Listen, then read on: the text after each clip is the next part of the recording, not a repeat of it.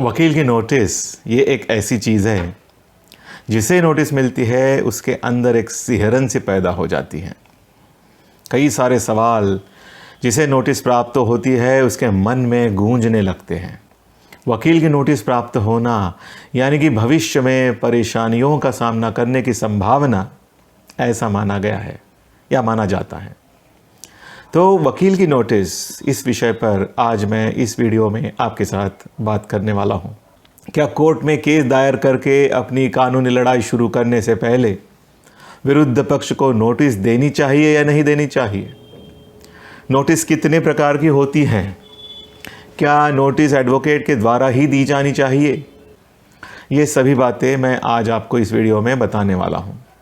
दोस्तों माफ़ करिए, पिछले कुछ दिनों से मेरे व्यवसाय ने मुझे बहुत ज़्यादा व्यस्त रखा और उस व्यस्तता से वीडियो का विषय चुनना और वीडियो शूट वगैरह करके आप तक पहुंचाना कभी कभी कठिन हो जाता है।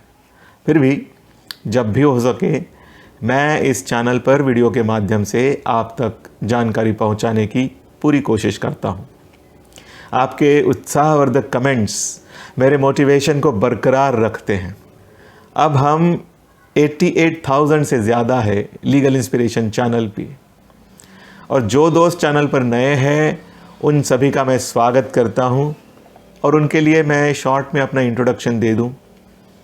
दोस्तों, मेरा नाम है एडवोकेट नहुष खुबालकर और मैं पिछले 33 सालों से सतत रूप से नागपुर में हाई कोर्ट में एडवोकेट के तौर पर वकालत कर रहा हूं। कानून की दुनिया से आपके लिए आपके काम आ सके इस तरह की ज़्यादा से ज़्यादा जानकारी पहुंचाना और उसके अलावा नए वकीलों को अच्छी तरह से वकालत करने के लिए प्रेरित करना, उनको मार्गदर्शन करना, ये मेरा उद्देश्य है इस चैनल बनाने के पीछे। तो आज के विषय पर आते हैं।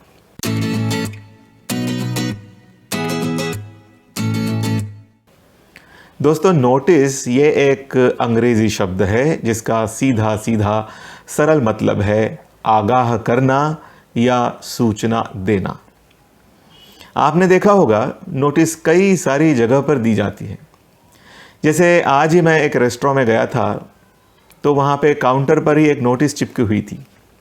उसमें लिखा था कि कस्टमर पहले काउंटर पर ऑर्डर देकर पैसे दें और उसके बाद ही अपने डाइनिंग टेबल पर जाकर बैठें। इसका मतलब ये हुआ कि अगर कोई कस्टमर काउंटर पर पैसे ना देकर सीधे डाइनिंग टेबल पर जाकर बैठता है और खाने की चीज़ें ऑर्डर करता है तो रेस्टोरेंट का वेटर उस ऑर्डर को सर्व नहीं करेगा और कस्टमर को कहेगा कि कृपया आप पहले काउंटर पर जाकर पैसे दें और कूपन अपने पास रखें। और अगर इस बात पर कस्टमर आर्ग्यूमेंट करते हैं तो ऐसी स्थिति में वेटर या होटल का मालिक उसे नोटिस की तरफ इशारा करेंगे और ऐसा करने में वो गलत नहीं होंगे। तो एक ये सीधा सिंपल एग्जाम्पल था। इस प्रकार की कई सारी नोटिसेस आपने देखी होगी जो जगह जगह पर चिपकी हुई होती हैं। कई सारी जगह पर कंस्ट्रक्शन का काम शुरू होता है और आपको नोटिस द्वारा बताया जाता है, कहीं तो भी प्लाकार्ड के रूप में, कि यहाँ पर कंस्ट्रक्शन का काम शुरू है और आप अपनी केयर लें। कई सारी जगह पर आपको नोटिस दिया जाता है जो चेतावनी के रूप में होता है कि फॉर एग्जांपल आप सीसीटीवी के निगरानी में हैं। असल में ये चेतावनी भी नोटिस का ही एक रूप होती है। तो नोटिस का मतलब ही है कि आप नोटिस में बताई जाने वाली बात से वाकिफ़ हो ताकि उस बात से वाकिफ़ होने के बाद आपसे एक विशिष्ट तरह का बर्ताव होना अपेक्षित है। यानी यहाँ दो महत्वपूर्ण बातें आती हैं। पहली बात, आपको किसी चीज़ से या किसी बात से आगाह किया जाता है या उस बात की सूचना दी जाती है, और दूसरी बात ये कि वो सूचना समझने पर आपसे किसी विशिष्ट बर्ताव का यानी कि बिहेवियर की अपेक्षा की जाती है। आपका ये बिहेवियर, जिसे हम कह सकते हैं डिज़ायर्ड बिहेवियर या कॉल टू एक्शन, ये आपसे कुछ कृति करने की भी हो सकती है या कोई कृति करने से रोकने की भी हो सकती है।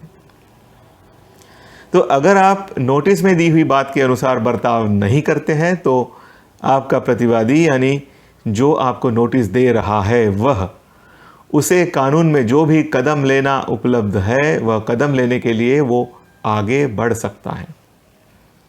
और ऐसी स्थिति में यानी कि आपका प्रतिवादी ने आपके खिलाफ कार्रवाई करने के कारण आपको अगर तकलीफ़ होती है, जैसे कि पैसे की या मानसिक तकलीफ़ या समय के बर्बादी की तकलीफ़, तो इसके लिए आप ही जिम्मेवार रहेंगे, ऐसा नोटिस का मतलब होता है।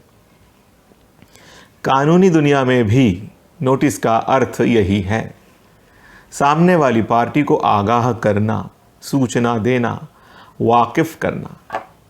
और नोटिस देने वाला आपने जो करना चाहिए ऐसा चाहता है, वह करने के लिए आपको कॉल टू एक्शन देता है। तो इससे ये बात स्पष्ट हो गई होगी कि नोटिस देने के दो ब्रॉड उद्देश्य होते हैं।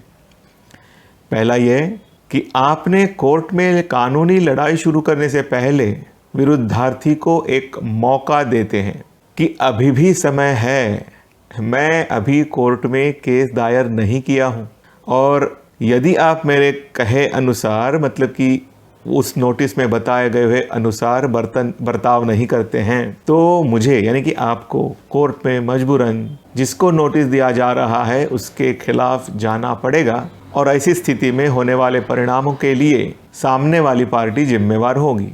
तो उन्हें ये एक मौका दिया जाता है ताकि भविष्य में आपकी भी तकलीफ बचे और उनकी भी। और ये इस आशा से, ये इस अपेक्षा से किया जाता है कि नोटिस मिलने के बाद उनके अंदर का जो एक गुड सेंस यानी कि विवेक बुद्धि है, उससे अगर वो चलता है तो मामला न्यायालय जाने से पहले ही निपट जाएगा और दोनों पक्ष शांति बनाए रख अपने स्तर पर ही अपने प्रॉब्लम को सुलझाकर ख़त्म करेंगे। दूसरा उद्देश्य ये होता है कि उन्हें नोटिस मिलने के बाद भी उन्होंने नोटिस देने वाले के बताए हुए अनुसार बर्ताव नहीं किया, और ऐसी वजह से अगर नोटिस देने वाले को कोर्ट में जाना पड़ा तो इसके लिए होने वाले कानूनी परिणाम को नोटिस जिसको दी जा रही है वही जिम्मेवार रहेगा। तो अब सवाल ये है कि क्या आपने कोर्ट में केस दायर करने से पहले विरुद्ध पक्ष को लीगल नोटिस देना कंपलसरी है? तो इसका जवाब है, यह निर्भर करता है उस पर कि क्या आप जो नोटिस दे रहे हैं वो नॉन स्टैट्यूटरी है यानी कि साधारण नोटिस है या स्टैट्यूटरी नोटिस है। अब इन दोनों में फ़र्क समझ लेते हैं। स्टैट्यूटरी नोटिस वो नोटिस होती है जो कि आपने कोर्ट में केस दायर करने के पहले विरुद्ध पक्ष को देनी ही चाहिए, ऐसा कंपल्शन कानून का प्रावधान ही आप पर करता है। मतलब कि दूसरे शब्दों में अगर बताऊं तो अगर इस तरह की कंपलसरी नोटिस दिए बिना आप केस दायर करते हैं तो केवल इस बात की वजह से कि आपने स्टैट्यूटरी नोटिस नहीं दी, न्यायालय आपकी केस खारिज कर सकते हैं, क्योंकि आपने कोर्ट में केस दायर करने से पहले कानून ने निर्धारित किए हुए कंडीशन को यानी कि विरुद्ध पक्ष को नोटिस देने की कंडीशन को फॉलो नहीं किया है।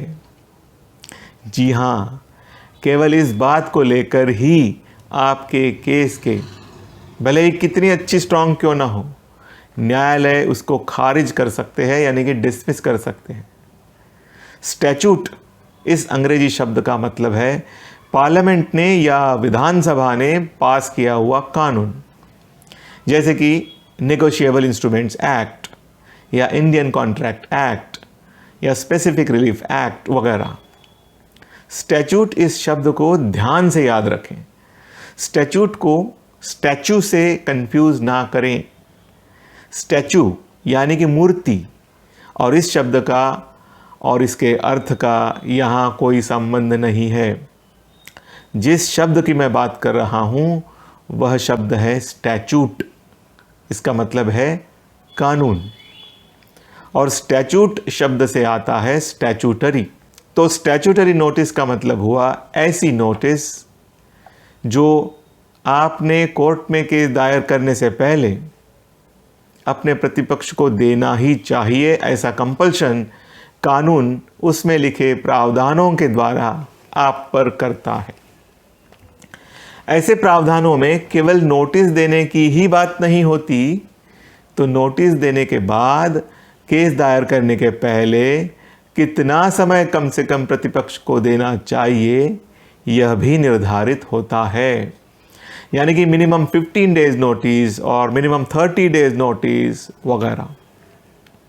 और भले ही आपने स्टैट्यूटरी नोटिस विरुद्ध पक्ष को दी, मगर कानून में निर्धारित किए हुए दिनों को या समय को बीत जाने से पहले ही आपने न्यायालय में अगर केस दायर कर दी, तो भी ये कानून का पालन नहीं किया है ऐसा माना जाएगा, और केवल इस बात को भी लेकर आपकी नोटिस वैलिड नहीं मानी जाएगी और उस ग्राउंड पर आपका केस खारिज कर दिया जाने की संभावना बहुत स्ट्रांग होती है। तो ये हुई स्टैट्यूटरी नोटिस की बात। और जनरल नोटिस यानी कि ऐसी नोटिस जिसमें वह नोटिस आपने देनी ही चाहिए, ऐसा कोई कंपल्शन कानून में नहीं होता है। ये नोटिस देना ऑप्शनल होता है। और ऐसी नोटिस दिए बिना भी अगर आप कोर्ट में केस दायर करते हैं, तो आपकी केस लीगली मतलब कि कानून की नज़रों में डिफेक्टिव नहीं होगी, और न्यायालय आपकी केस केवल इस कारण से डिसमिस नहीं कर सकते कि कोर्ट में केस दायर करने से पहले आपने विरुद्ध पक्ष को नोटिस नहीं दी। जनरल नोटिस देना आपकी चॉइस है, स्टैट्यूटरी नोटिस देना ये आपका चॉइस नहीं है, ये आपके लिए कंपलसरी होता है। स्टैट्यूटरी नोटिस के 2 सिंपल उदाहरण मैं आपको देता हूँ। मान लो कि अगर आपको सरकार के खिलाफ कोई सिविल सूट दायर करनी है, तो आपको सरकार को या सरकार के अफसर को सिविल प्रोसीजर कोड के अनुसार एक निर्धारित समय की नोटिस देना कंपलसरी है, जो कि जनरली 90 डेज़ या 60 डेज़ होता है। दूसरा उदाहरण चेक बाउंस के केस में देखा गया है।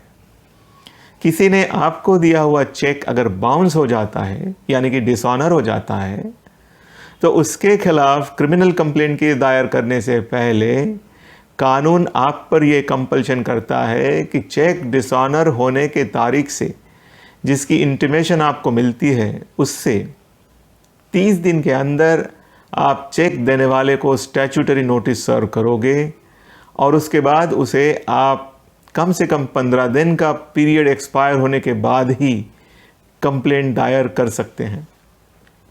यानी कि कुल मिलाकर कहा जाए तो सामने वाली पार्टी को अपनी गलती सुधारने का पूरा मौका दिया गया, ये कानून एश्योर करता है।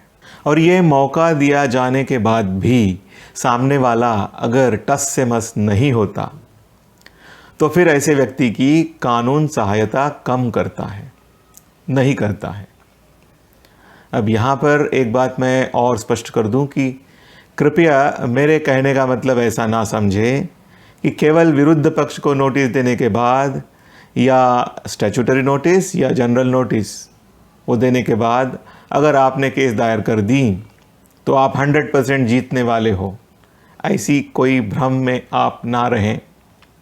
ध्यान रखें कि कोर्ट में आपकी जीत या हार आपके केस के मेरिट्स पर यानी कि गुणवत्ता के आधार पर निर्भर करेगी। तो ऐसे कई सारे कानून हैं जिनमें कोर्ट में केस दायर करने से पहले विरुद्ध पक्ष को नोटिस देना कंपलसरी होता है। इन्हें स्टैट्यूटरी नोटिस कहा जाता है, और स्टैट्यूटरी शब्द का मतलब मैंने पहले ही आपको समझाया है। अब सवाल आता है कि जो नोटिस जनरल टाइप की है, जो स्टैट्यूटरी कंपलसरी नोटिस नहीं है, वो कब देनी चाहिए और कब नहीं। तो दोस्तों, इसका कोई निश्चित जवाब नहीं होता। ये पूर्णतः आप पर निर्भर है, और ये निर्णय आपके पास जो स्थिति उपलब्ध है उसके आधार पर या तो खुद या अपने वकील साहब के सलाह को लेकर करना चाहिए।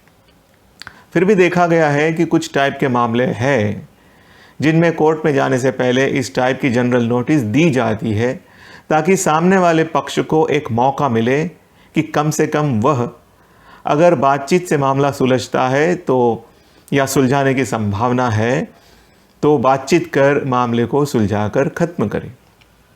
उदाहरण के तौर पर ऐसी नोटिस फैमिली मैटर्स में दी जाती है, जैसे कि डिवोर्स केस दायर करने से पहले या रेस्टिट्यूशन ऑफ कॉन्जुगल राइट्स की केस दायर करने से पहले।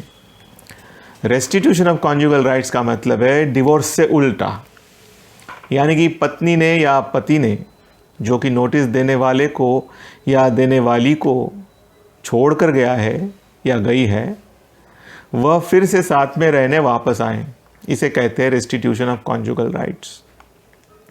मगर दोस्तों, ऐसे मामले में भी मेरा व्यक्तिगत ओपिनियन ये है, ख़ास करके फैमिली मैटर्स में, कि नोटिस देने की जल्दी ना करें। देखो, ये रिलेशनशिप के मामले होते हैं और बिगड़ी हुई रिलेशनशिप अगर बनने की थोड़ी भी संभावना है, थोड़े से भी चांसेस ज़िंदा है, तो ऐसे चांसेस नोटिस देते ही ख़त्म होने की संभावना बनती है। और इस वजह से जो बात बन सकती है वो नोटिस देने की वजह से बिगड़नी शुरू हो जाती है और फिर बात बनाने में बड़ी मुश्किल हो जाती है। इसलिए मेरा ये व्यक्तिगत ओपिनियन है कि फैमिली मामलों में नोटिस तभी दें जब सभी प्रकार के ऑप्शंस ख़त्म हो चुके होते हैं, एज अ लास्ट रिसोर्ट।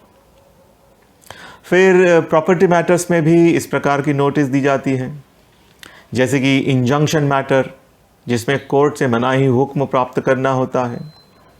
फिर स्पेसिफिक परफॉर्मेंस ऑफ कॉन्ट्रैक्ट के मैटर में, यानी कि जब दोनों पार्टियों के बीच में भविष्य में सेल डीड करने का एग्रीमेंट हो चुका होता है और एक पक्ष सेल डीड करने से मना कर देती है।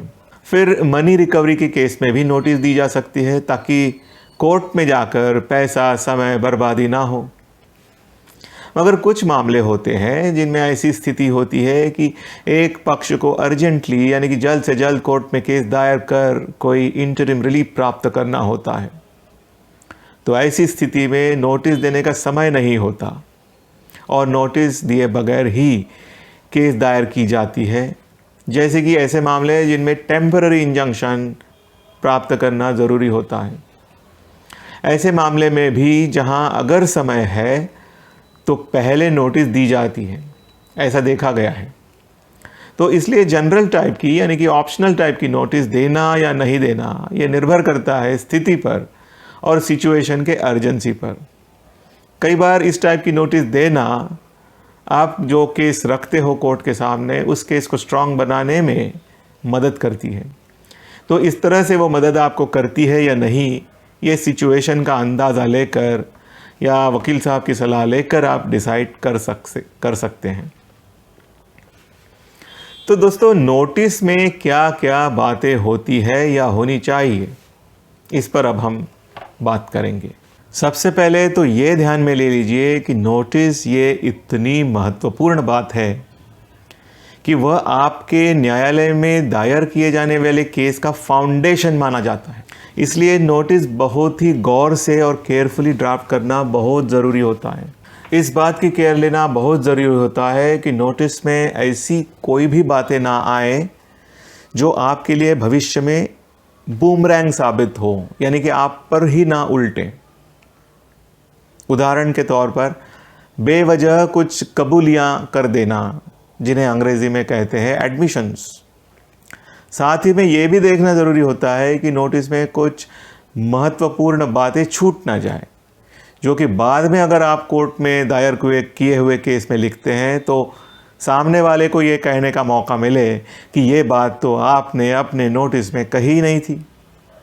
देखिए, जब अदालत में मामला चलता है तो आपकी जो कल्पना है उससे ज़्यादा बाल की खाल निकाली जाती है, और वैसे सिचुएशन में आपको ये कैजुअल लगने वाली छोटी छोटी बातें भी बहुत ही महत्वपूर्ण होती है, जो कि कहीं आप पर उलट भी सकती है।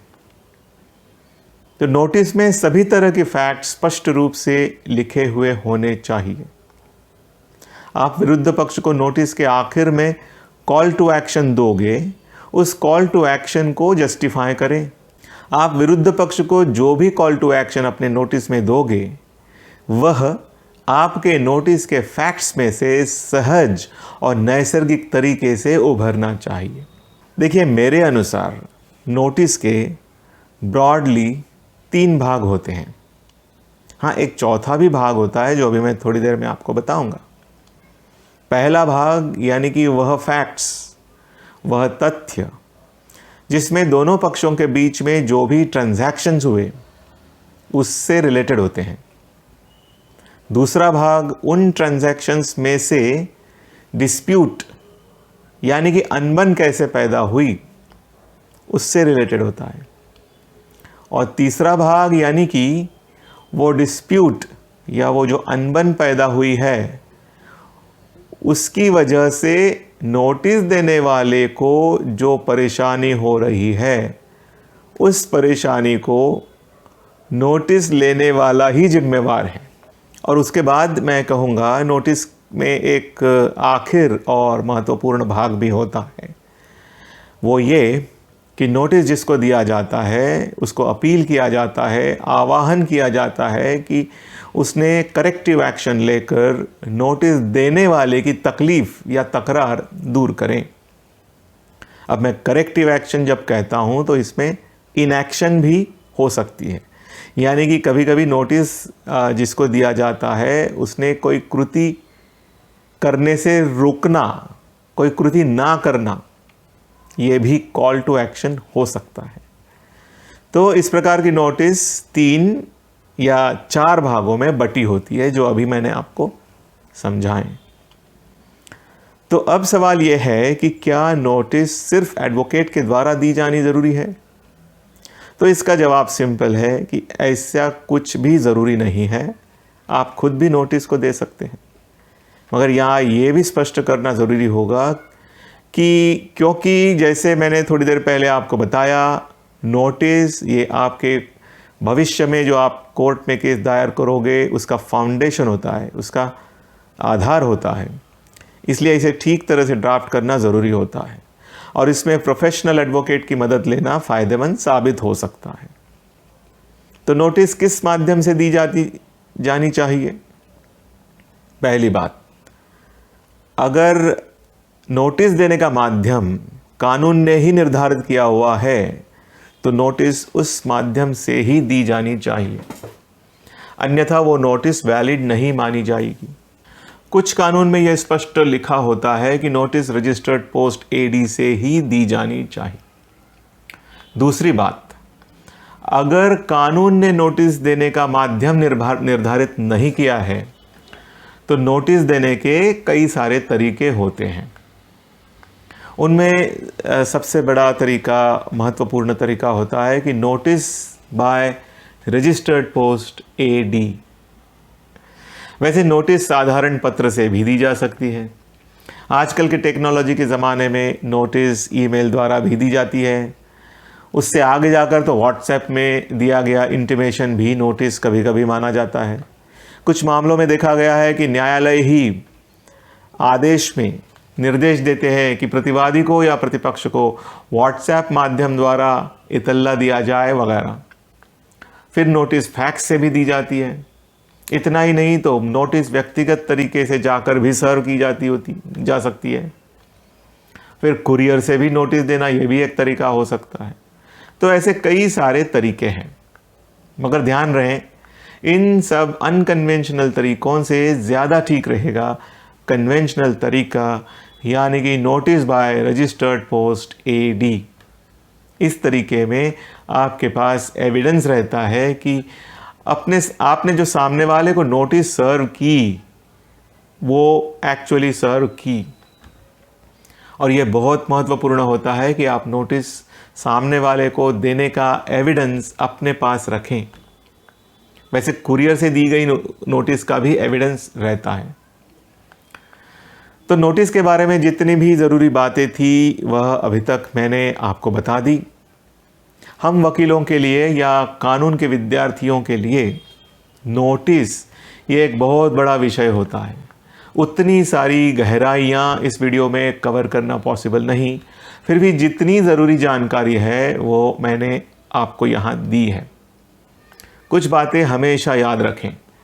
नोटिस देने से पहले देना या नहीं देना, इस बात पर ठीक से विचार करें, क्योंकि कई बार वकील की नोटिस मिलने पर सामने वाला पक्ष इमोशनल होकर नाराज़ हो जाता है और बातचीत से अगर आपका काम बनने की संभावना है तो वो संभावना नष्ट हो जाती है और भविष्य में प्रॉब्लम हो सकते हैं।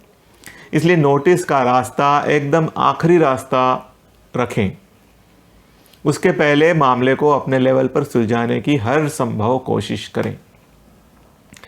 नोटिस देने से पहले सारी बातें जैसे कि तथ्य, फैक्ट्स, उपलब्ध कानून और परिस्थितियाँ, इनको ठीक से पूरी क्लैरिटी से समझ लें। अगली बात, इस पर भी विचार कर लें कि जिस कारण के लिए आप नोटिस दे रहे हैं, क्या सचमुच कानूनी तौर पर उस कारण के लिए या तकलीफ़ के लिए जिसे आप नोटिस दे रहे हैं वही जिम्मेवार है? कहीं कुछ बात समझने में आप तो जिम्मेवार नहीं? क्या गलती करने में कहीं आप तो जिम्मेवार नहीं? इस बात को सोच लें। फिर अगला पॉइंट है, जैसे कि मैंने बताया, नोटिस 3 या 4 भागों में होनी चाहिए, और वो कौन से भाग है वो इस वीडियो को रिवाइंड करके आप फिर से समझ सकते हैं। अगला पॉइंट है, नोटिस स्पष्ट हो और जिसे दी जा रही है उसको उस समझने वाली भाषा में रहे तो और भी अच्छा। नोटिस में जितनी ज़रूरी है उतनी ही बातें लिखें, कोई भी महत्वपूर्ण बात ना छोड़े और उसी तरह कोई भी अनावश्यक बात ना लिखें। नोटिस पर नोटिस देने वाले के हस्ताक्षर यानी कि दस्तखत, सिग्नेचर ज़रूर होनी चाहिए। कई बार गलती से दस्तखत किए बिना ही नोटिस चली जाती है, जो कि वैलिड नहीं मानी जाती, मतलब कि वो नोटिस ही नहीं है। फिर नोटिस सामने वाले को दी गई है, इसका प्रूफ अपने पास ज़रूर रखें। फिर नोटिस जो आप देते हैं उसकी ऑफिस कॉपी जिस पर दस्तखत किए गए हैं वो आप अपने फाइल में प्रिजर्व करके ज़रूर रखें। ये बहुत महत्वपूर्ण होती है और इसका आगे चल के काम पड़ सकता है। हमारे जीवन का उद्देश्य ही है दोस्तों कि शांति से और आनंदपूर्ण तरीके से जीवन जीना। इसलिए कोशिश रहे कि नोटिस देने के बाद भी आप मामले को कोर्ट में गए बगैर सुलझा सकें। ये मेरा एक और महत्वपूर्ण मुद्दा है। दोस्तों, मुझे शांति से सुनने के लिए बहुत बहुत धन्यवाद। आपका जीवन शांतिपूर्ण रहे, आनंदमय रहे, और मिलते हैं अगले वीडियो में। तब तक के लिए बाय एंड टेक केयर।